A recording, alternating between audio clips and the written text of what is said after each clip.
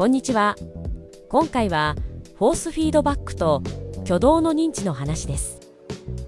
ラリーシムにおいて車の限界を感じ取るための最重要インターフェースといえばステアリングの FFB ですよね。しかし世界トップクラスのドライバーの中にはこの FFB を完全にオフにしてもほぼベストタイムに近いペースで走り切ってしまう人たちがいます。シムにおける最大の情報源を断たれているのになぜ彼らは限界領域をコントロールできるのか。そこには人間の神経伝達に隠されたある興味深いパラドックスが存在します。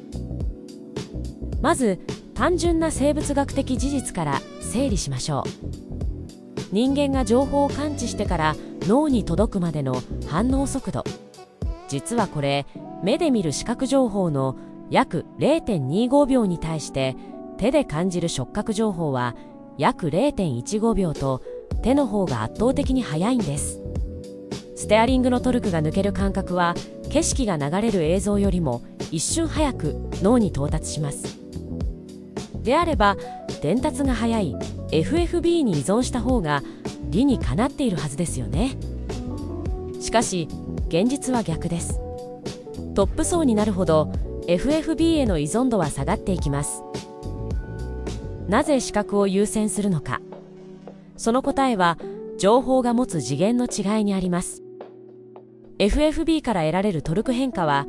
伝達こそ速いものの今グリップが抜けましたという一次元的な点に過ぎず、極限すれば単なる事後報告です。対して視覚は伝達にわずかな遅れが生じる代わりに車体のロール量、進行方向に対する陽角のズレなど車が空間の中でどう動いているかという三次元的な情報を一瞬で脳に送り込みます。彼らはこの膨大な視覚情報を使って FFB の事後報告を待たずにビジョンフィードフォワードともいえる未来の予測による操作を行っているんです。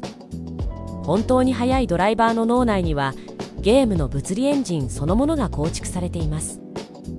彼らにとっての FFB は操作の指針ではなく自分の脳内で行った物理演算の答え合わせツールに過ぎません。限界に壁を感じたとき、私たちは FFB に頼りすぎていないか？一度純粋に目だけで車の物理的な動きを観察し予測する。その意識のシフトがさらに上の次元へ進む鍵になるかもしれません。それではご視聴ありがとうございました。